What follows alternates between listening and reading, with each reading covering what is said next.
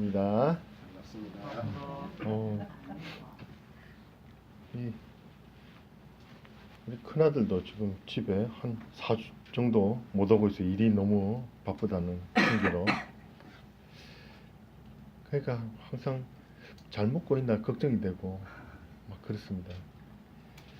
근데 우리 예배도 드렸다가 못 드리는 그런 분들, 또 오랜만에 뵙는 분들 보면 우리가 말씀을 잘 잡숫고 계실까?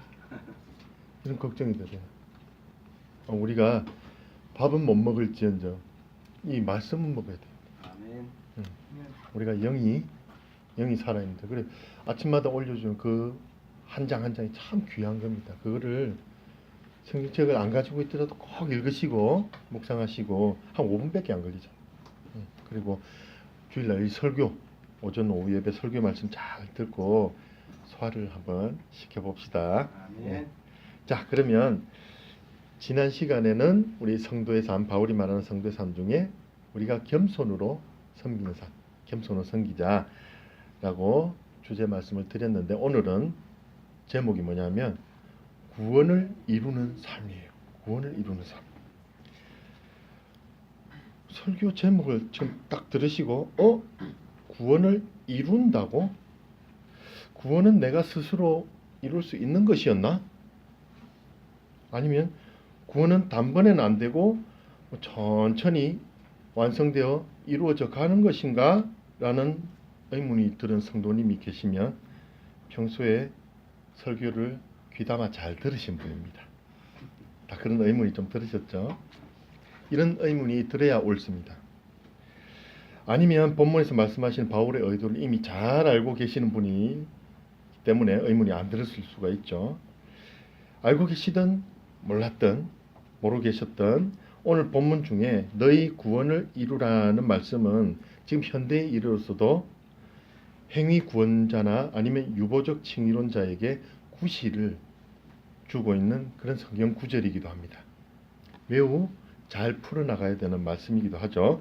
성경은 이렇게 자기 이론을 뒷받침하기 위해서 단편적으로 그 구절을 딱 차용해서 이야기를 하면 안 됩니다.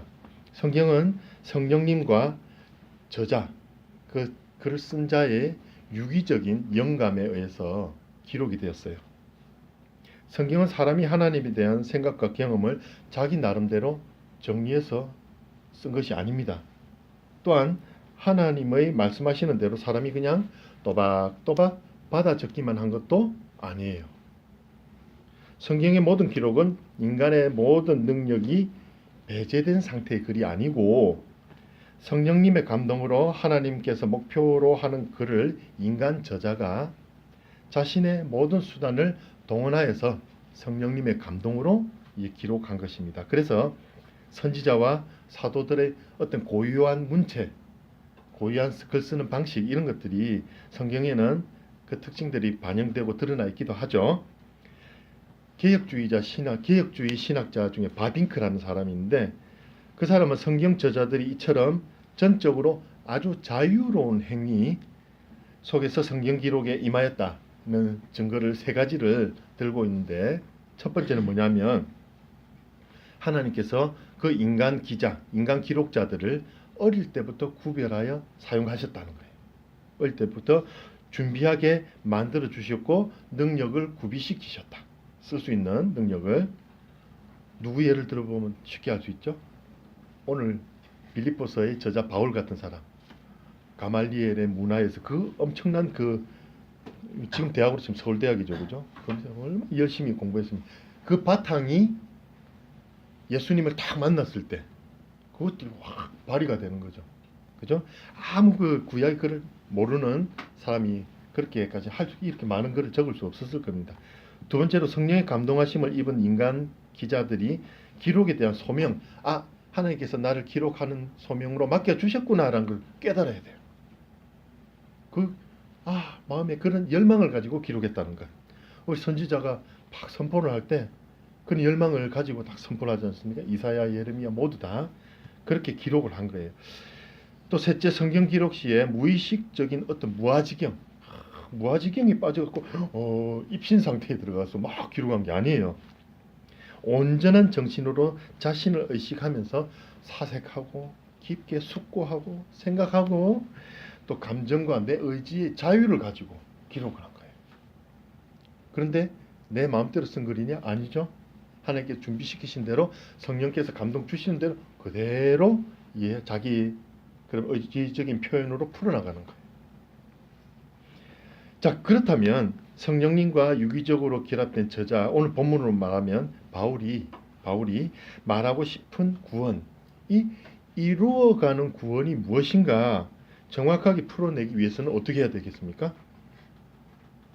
풀어내기 위해서는 구원을 이루라는 말만 이렇게 들여다보고 있으면 안 돼요. 뭐 해야 돼요? 앞문장, 뒷문장을 같이 보고, 더 나아가서 어떻게 돼요?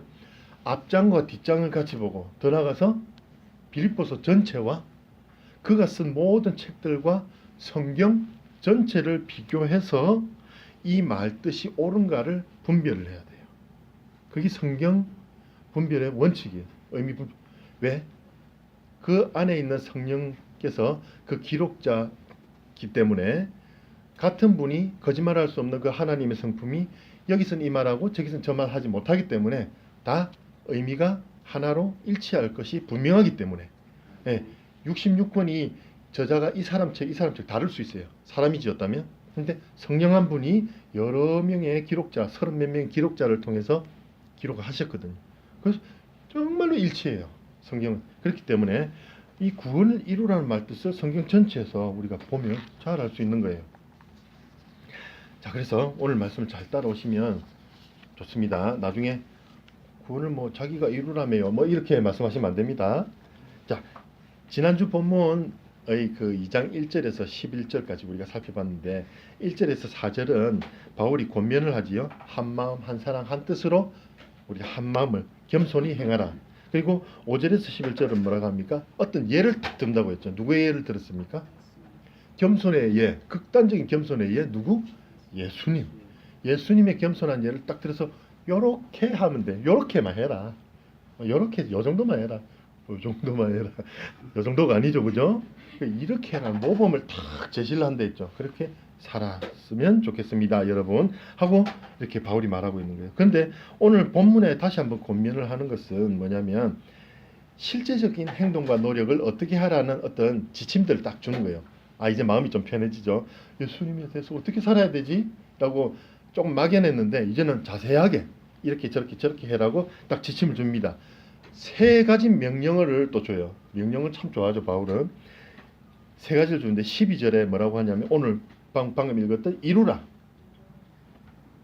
12, 13절에 이루라는 전체의 명령을 주고 또 14에서 16절에 보면 14절의 명령 하라.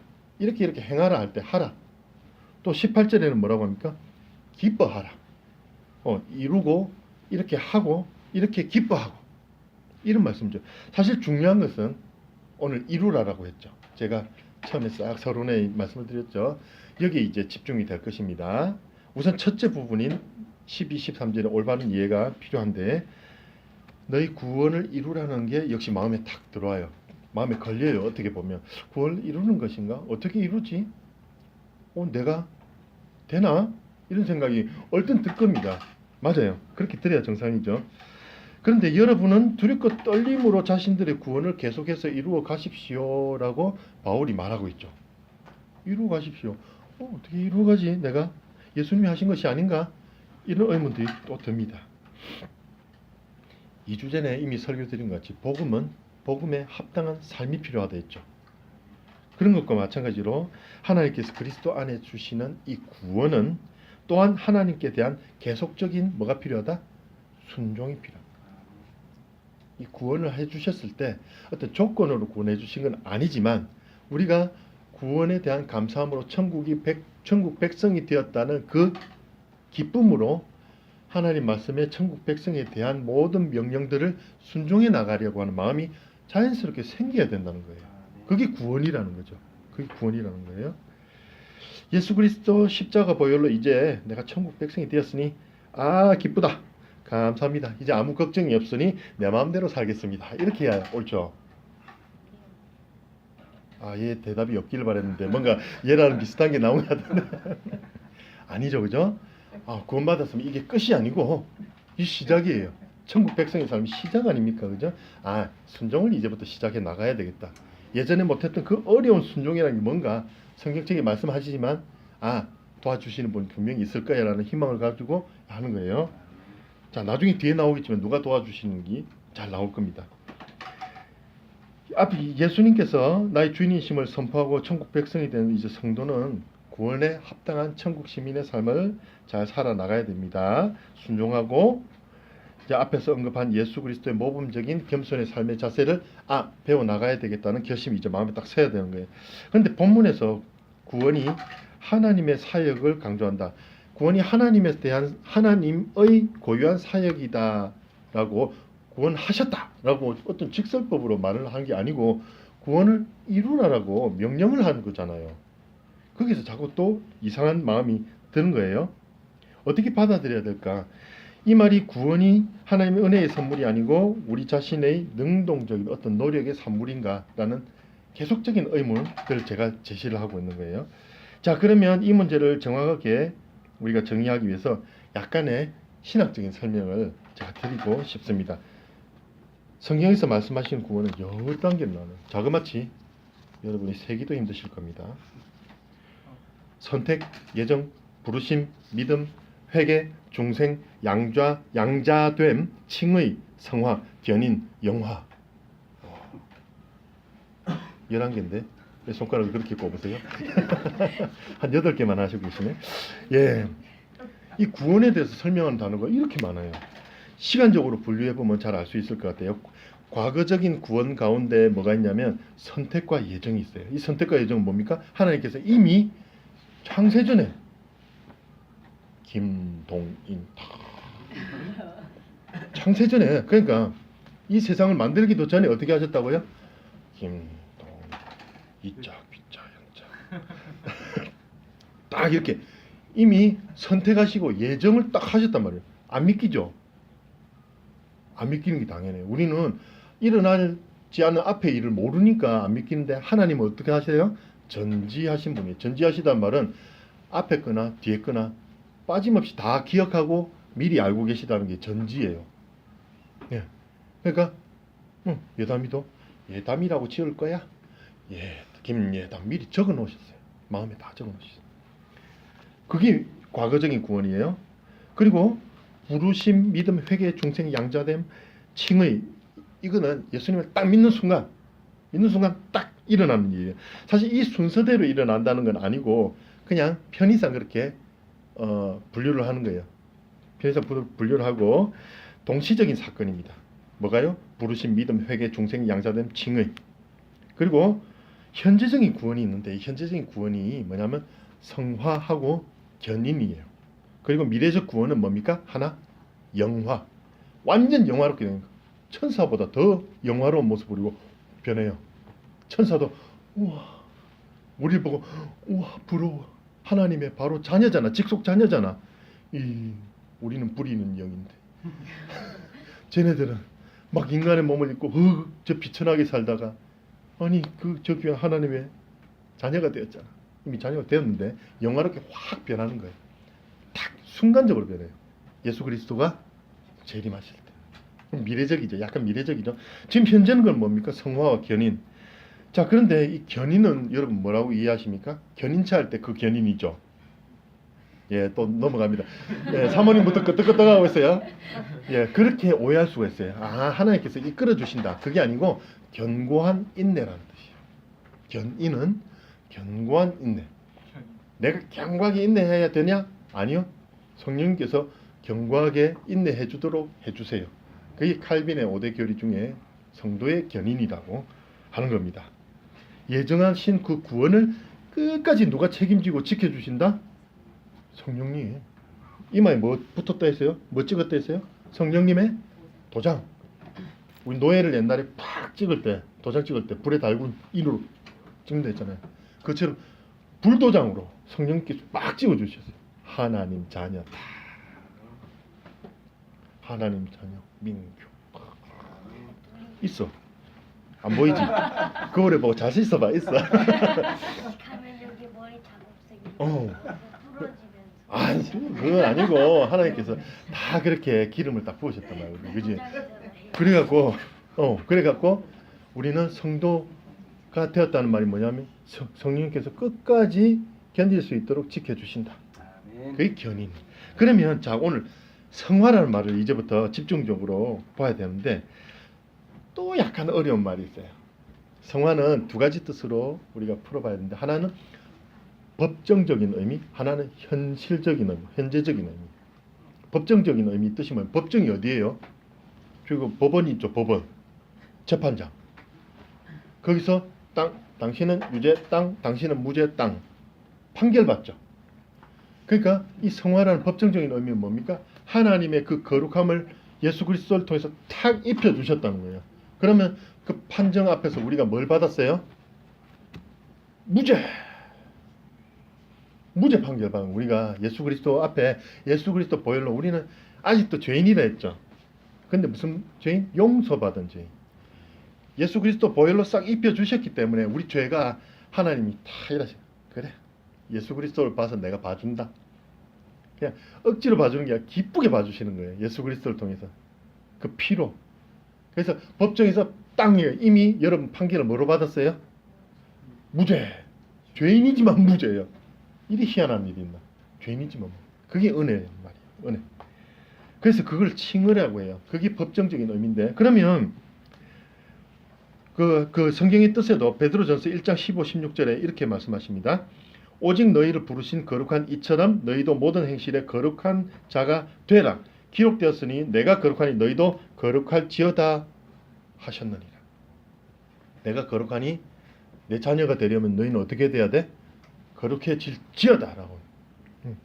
또 데살로니가전서 4장 3절에 보니까 하나님의 뜻은 이것이니 너희의 거룩함이라. 거룩함을 입혀주시는 거예요. 판결을 거룩하지 못하는 게 뭐예요? 죄, 악함, 더러움. 어떻게 돼요? 심판. 그러니까 거룩함을 탁 입혀주시면서 너희는 심판 면에 무죄 하시는 거예요. 우리는 종종 성화와 칭의가 서로 다른 점을 이야기할 때 칭의는 하나님의 은혜로 의롭다함을 받은 것이고, 성화는 삶에 있어서 영화된 모습으로 그것을 목표로 해서 예수 재림의 그날까지 점점 나아지는 과정이라고 생각합니다. 그러나 그렇지 않습니다. 우리는 예수를 믿은 후에 점점 더 거룩해져 가고 있다, 성화되어 가고 있다고 말하지만 그렇지 않다는 거예요. 예수 그리스도를 믿은 자는 이미 거룩합니다. 이미 거룩한 거예요, 여러분. 여러분 이미 거룩한 거예요. 왜? 법정에 선포 받았잖아요. 끝난 거예요. 칭의된 거예요. 이미 거룩해요. 그런데 내 머릿속에는 악한 생각도 들고 음란한 마음도 들고 욕심도 있고 그렇죠. 그러나 거기서 괴로워하면 안 됩니다. 헷갈리면 안 돼요. 여러분 이미 거룩하다는 거예요. 거룩한데 만약에 우리가 지극정성을 들여서 빌면 극락간다. 그죠? 어떤 종교처럼 우리가 점점 성화되어야지 결국 최종적으로 구원받는다라고 생각한다면 예수 그리스도의 보혈이 허사가 되는 거예요. 여러분 정말로 이미 거룩하다는 것을 마음에 깊이 기억을 해야 됩니다. 이미 여러분은 거룩하십니다. 예수 그리스도로 의해서. 그러면 의롭다함을 입은 우리는 의로운 사람으로 불리기 합당하게 살아야 되는데, 그렇지만 우리 현실의 삶은 그렇지 못하죠. 자꾸 이상한 생각을 하죠. 왜냐하면 우리는 거룩함을 가질 수 있는 속성이 아니에요. 왜? 원죄를 범죄함으로 첫 인간의 그 죄악으로 말미암아 우리도 그 죄악, 선한 것을 추구할 수 있는 능력을 상실했어요. 금요일에도 우리 들어보신 분들이 있겠지만 우리 가장이 가장으로서의 그죠? 그 권위를 이미 상실했다 했잖아요. 근데 어떻게 했어요? 예수 그리스도를 통해서 부여받았다고 했잖아요. 다시. 그런 것처럼 마찬가지예요. 우리가 이미 칭의, 거룩함을 이미 받았습니다. 거룩하지는 못해요. 그런데 실상은 우리 남은 삶을 어떻게 해야 되겠습니까? 그러면 하나님께서 거룩하게 만들어 주신 이 상태, 예수 그리스도께서 우리를 거룩하다 해주신 상태를 보존을 해야 되는 거예요. 여러분 그래프를 그려드릴게요. 믿었어요? 이제 믿었어요? 점점 거룩해지는 게 맞다 했어요? 영화 때까지? 그럼 쫙 영화 때 맞다 했어요? 아니요. 믿는 순간 이미 쫙 거룩해진 거예요. 거룩해진 거예요. 그럼 살다가 어떻게 돼요? 아, 좀, 막 그렇죠. 이 그래프에 실제로 거룩함이 떨어진다는 말은 아니에요. 우리가 이렇게 생각된다는 거예요. 그때 어떻게 해야 된다고요? 계속 거룩함, 온전한 상태를 보존하려는 노력을 해야 된다는 거예요. 계속 거룩해져 가는 게 아니에요. 거룩함을 보존하는 겁니다, 여러분. 이 성화가 거룩함을 보존하는 거예요. 이미 주신 거룩을 우리가 보존하는. 이게 뭐냐면 법정적이 아니고 현실적 성화라는 거예요. 현실에 살면서 나는 거룩한 사람이었지. 예수 그리스도 보혈 때문에 그 죽으심으로 인해서 나는 거룩한 자야라는 것을 새기고 새길 때마다 다시 회복되는 것은 사실 아니에요. 원래 거룩해요. 하지만 우리 삶 자체가 거룩함을 향해서 계속 나아가야 된다. 상향을 해야 된다. 이 뜻이란 말입니다. 그죠? 자, 그래서 그게 항상 우리 자세가 어떻게 해야 된다고요? 거룩함을 이루기 위해서는 어떻게 해야 된다? 두렵고 떨려야 되는 거예요. 어떻게 주신 그 거룩인데 그 하나님의 아들 예수님께서 직접 그 말구유에서 천한 몸을 입으시고 오셔가지고 피 흘리고 찢기고 돌아가신 그 공로로 받은 이 거룩인데 두렵고 안 떨리세요? 우리의 생각이 과거로 자꾸 돌아가려는 데에서 우리를 스스로 마음을 어떻게 해야 됩니까? 두려워해야 돼요. 구원에서 탈락되는 건 아니지만 두려워해야 돼요. 그 아름다운 사랑과 공로를 생각한다면, 두려워하지 않는다면 그것은 우리가 온전한 성도가 아니라는 뜻이에요. 우리가 정말로 온전한 성도가 되어서 마음이 예수 그리스도의 십자가에 정말 기뻐하는 마음으로 거룩해짐을 향해서 나아가야 되는 거예요. 그래서 요한 1서 1장 9절은 이렇게 말씀하십니다. 만일 우리가 우리 죄를 자백하면 그는 미쁘시고 의로우사 우리 죄를 사하시며 우리를 모든 불의에서 깨끗하게 하실 것이요. 그럼 우리의 마음에 범죄가 생기면 어떻게 해야 된다고요? 그때마다 죄를 자백해야 돼요. 자백. 쌓아놓지 말고 자백해야 돼요. 어떻게 합니까? 기도할 때. 묵상하면서. 내 마음에 조명해 주신 그런 죄가 드러날 때마다 드러날 수밖에 없어요. 우리는 계속 죄질 수.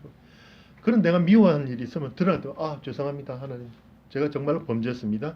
하나님께서 예수 그리스도께서 그래 본보기로 보여주신 사랑을 내가 실천하지 못하고 있군요. 내가 또 교만했네요. 겸손을 실천하지 못하고 있네요. 자꾸 자기 죄를 자백하면 그분은 미쁘시고 믿을만하고 의로우시니까 우리 죄를 용서해 주시고 또 용서해 주고 해주신다는 거예요. 이미 구원에 대한 용서는 받았지만 우리를 계속 기쁨으로 유지시킬 수 있도록 용서해 주시는 거예요. 예수님도 그러하셨죠. 베드로가 어떻게 했습니까? 막 발 씻어 주실 때 어떻게 해요? 다 씻겨 주십시오라는 오늘 머리하고 다 씻겨 주십시오. 그런데 우리는 이미 예수 그리스도의 보혈로 싹 깨끗함을 입은 자예요. 그러면 뭐만 씻으면 됩니까? 더러워지는 발만 씻으면 되는 거예요. 우리는 이 발은 그래도 세상이 다일 수, 우리가 천사가 아니잖아요. 발은 세상이 다일 수밖에 없어요. 그러면 어떻게 해야 돼요? 집에 흙 묻은 발로 덜덜덜 들어오는 게 아니라 씻어야 돼. 발을 씻어야 되잖아. 몸을 씻을 필요는 없어요. 목욕하지 말라는 말이 아니고 몸을 씻어야 되지만 그런 비유예요. 아시겠죠? 무슨 뜻인지? 더러워진 흙 묻은 때 묻은 것들을 그때마다 뭐한다? 고백하고 회개하고 죄를 비는 거예요. 우리는 이미 구원을 받았기 때문에. 예수님이 그런 의미로 너희들 이미 정하여졌다. 베드로에게 너는 발만 씻으면 된다라고 하신 거예요. 이 회개는 어떻게 드려야 됩니까? 그러면 입술로만? 머리로만? 어디 감정적으로 막 울컥했기 때문에? 아니죠. 여기서 회개는 어떻게 드려야 되냐면 지정의로 드려야 돼요. 지식적으로 생각으로 알고 드려야 돼요. 이게 죄구나라고 알아야 돼요. 마음으로 죄책감을 느껴야 돼요. 아파야 돼요. 그죠? 그 정서적인 아픔이 있어요. 그러면 의지적으로 뭐 해야 돼요? 회개했으면 뭐 어떻게 해야 돼요? 회개의 뜻이 뭐예요? 뒤돌아서는 거예요. 뒤돌아서는 게. 회개가 뒤돌아서는 거예요. 뭐로부터? 나의 범죄로부터, 범죄의 영향으로부터, 범죄의 유혹으로부터 돌아서고 어디로 가야 된다? 거룩함을 부여해 준 예수 그리스도를 향해서 나아가는 게 회개예요. 그럼 의지가 필요해요. 의지. 돌아서는 의지. 회개의 의지가 굉장히 중요합니다. 왜냐하면 우리는 짓고 또 짓거든. 결정적으로 아무리 가슴을 치더라도 의지가 없으면 안 됩니다. 그러면 그게 전부 나의 의지로만 되는 겁니까? 아니요. 우리가 붙들려 있어야 그 의지가 성공을 해요. 누구에게? 성령님께. 그래서 성령님께서 우리를 성도가 견인하게 해주신다. 성도의 견인이 성령님에 의해서 된다고 했잖아요. 그게 그 뜻이에요. 우리 견고하게 인내가 어떻게 우리 마음속에 힘들지만 성령님께서 의지를 지켜주시는 거예요. 그래서 12절에 이루라는 단어는 주로 바울 서신에만 주로 나타나요. 어떤 무엇의 새로운 시작을 가리키는 것보다는 이미 행해지고 있는 일을 계속해서 잘 해나가라는 뜻이에요. 그렇잖아요. 이루라는 것이 이미 시작하시고 이미 100% 해놓으신 건데 잘 보존하고 유지하고 감사하며 살아라, 이런 뜻이에요. 그런 명령이거든요. 그런데 곧 이어 바울은 13절에서 뭐라고 말씀하냐면 너희 안에서 행하시는 이는 하나님이시니 라는 말을 첨부하고 있어요. 구원받은 자가 지켜야 할 책임, 구원을 이루는 이 행위 자체가 하나님과의 관계를 떠나서 혼자 할 수 있는 것이 아니라는 말이에요. 너희 안에서 행하시는 바로 하나님의 사역 중에 하나다. 그게 성령님께서 인내하게 해주시는 그 사역이다라는 거예요. 그러면 우리 너희 안에서 행하시는 하나님이시니, 그러면 하나님을 우리 마음대로 우리 마음에 있으니까 우리가 조정할 수 있다. 그 뜻이 내 뜻이니까 내가 이렇게 생각하면 그게 하나님의 뜻이다. 이렇게 생각하면 안 됩니다. 이 생각은 전적으로 행하시는 것에 대해서 하나님께서 하시는 사역은 뭐냐면 구원에 관련된 거예요. 나의 욕심에 관련된 게 아니라는 것을 우리가 분명히 알 필요가 있습니다. 자, 그렇다면 바울이 한편으로 구원을 이루라는 명령법을 통해서 인간의 책임을 이제 배제하지 않으면서 다른 한편으로 너희 구원을 이루어 가신다고 이렇게 말할 수 있을까? 다시 말해서 하나님께서 어떻게 인간의 책임을 약화시키지 않고 인간 안에서 구원을 이루어 가실까? 쉽게 생각하면 우리가 이루어 가시면 나는 이제부터 좀 손 놓으면 되겠네라는 생각이 얼뜻 들잖아요. 그죠? 이루어 가신다면 완성될 거 아니냐? 그분은 완벽하신 분이니까. 근데 우리의 책임이 있다는 거죠. 그죠? 우리 책임이. 자, 아까 말씀드린 바로 성령의 역할인데요. 만일 너희 속에 하나님의 영이 거하시면 너희가 육신에 있지 아니하고 영에 있나니 누구든지 그리스도의 영이 없으면 그리스도의 사람이 아니라. 로마서 8장 9절 말씀. 이 성령께서 아까 성령과 성경 저자가 연합되고 같이 감동되어서 적었다 했듯이 성령께서는 우리와 연합된 연합체예요. 한 분인데 이 많은 성도들한테 어떻게 다 계시냐? 성령님의 특징이 바로 그거예요.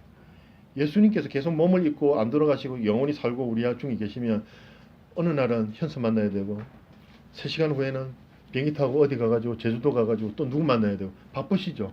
근데 더 좋은 보혜사를 주신다 했잖아요. 그분이 누구냐면 성령님이에요. 성령님의 특징이 뭡니까? 무소부재. 계시지 않는 곳이 없다는 거예요. 계시지 않는 곳이 없다. 그러면 현세나 민재 마음에 계신 그 성령님이 넘버 1, 넘버 2고 난 넘버 3고 막 그렇게 다른 분인가요? 아니죠. 한 분인데 이 마음 저 마음 다 그대로 계신 거예요. 그리고 연합돼 있어요. 그러면 우리는 뭐예요? 한 성령님 안에 연합된 한 교회. 그래서 우리가 하나라는 거예요. 한 몸이라는 거예요. 참 쉽지 않은 거지만 성경에는 그렇게 정의되고 있는 거예요. 자, 그래서 사실은 두 번째, 세 번째 부분이 있는데 조금 길어진 것 같으니까 그 부분을 조금 제외하고 오늘 중요한 부분을 했으니까 넘어갈게요. 넘어가고 결론 부분을 넘어가죠. 자, 오늘 제가 드린 말씀을 통해서 구원에 대한 이제 새로운 이해를 가질 수 있으리라고 생각합니다. 구원은 뭐다? 구원을 이루라는 것이 뭐다? 내가 내 노력으로 열심히 해나가면 잘 될 것이다 라는 것이 아니고 이미 판결을 받은 그 거룩함을 어떻게 해야 된다? 유지 보존을 잘 해가는데 그것을 누가 도와주신다? 성령님 도와주신다. 누구의 믿는 자들의 누구의 마음에도 다 계신 그 성령께서 우리를 도와주신다. 거기에 우리는 전적으로 협력을 해서 우리 삶을 하나님께서 기뻐하시는 삶으로 이끌어 나가야 된다라는 거죠. 우리는 전통적으로 과거적 구원이든 지금 우리가 누릴 수 있는 현재적 구원이든 또 미래적 구원이든 구원은 처음부터 끝까지 하나님께 속한 거예요. 우리가 기여할 수 있는 부분은 털끝만큼도 없습니다. 하나님께서 예수 그리스도 안에서 우리에게 주시는 은혜의 선물이라는 이제 생각을 사실 가지고 있는데, 그런데 12절에 두렵고 떨림으로 너희 구원을 이루라는 말을 우리가 들었을 때 조금 혼란이 올 수도 있다. 그러나 이것이 앞에서 설명한 것처럼 이루어가는 것이 구원하셨다라는 것이 아니고 구원을 이루라는 명령을 주신 것을 보면 우리가 뭔가 함께 해나가야 될 부분이 있구나라는 책임감을 느껴야 돼요. 구원에 대해서, 이루는 것에서. 구원이 내가 참여하지 않으면 이루어지지 않는 건 아니에요. 그렇지만 우리는 그 구원을 이루어가는데 열심히 이루어가는 방향으로 살아나가야 되는 거예요. 유지하는 것에서, 그 거룩함을 유지하는 것에서 우리는 절대 자유로울 수 없어요. 그런데 그것이 우리가 전부 이 회개와 이 기쁨으로 드려나갈 수 있다는 것을 성령께서 도와주십니다.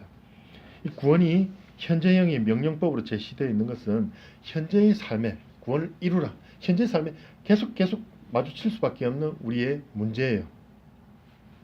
또 이루어야지, 또 이루어야지. 계속 부딪힐 수밖에 없다는 거죠.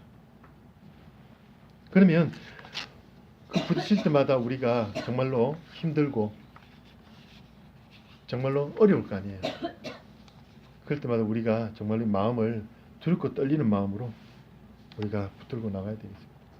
그런데 걱정하지 마세요. 13절에 너희 안에서 행하시는 이는 하나님이시니. 우리 안에 분명히 성령님께서 우리를 도와주십니다. 구원을 누가 계획하셨습니까? 하나님이십니다. 구원을 누가 완성하셨습니까? 예수 그리스도십니다. 구원을 보증하시며 구원받은 자의 삶을 살아가도록 도우시는 분은 누구십니까? 성령님이십니다.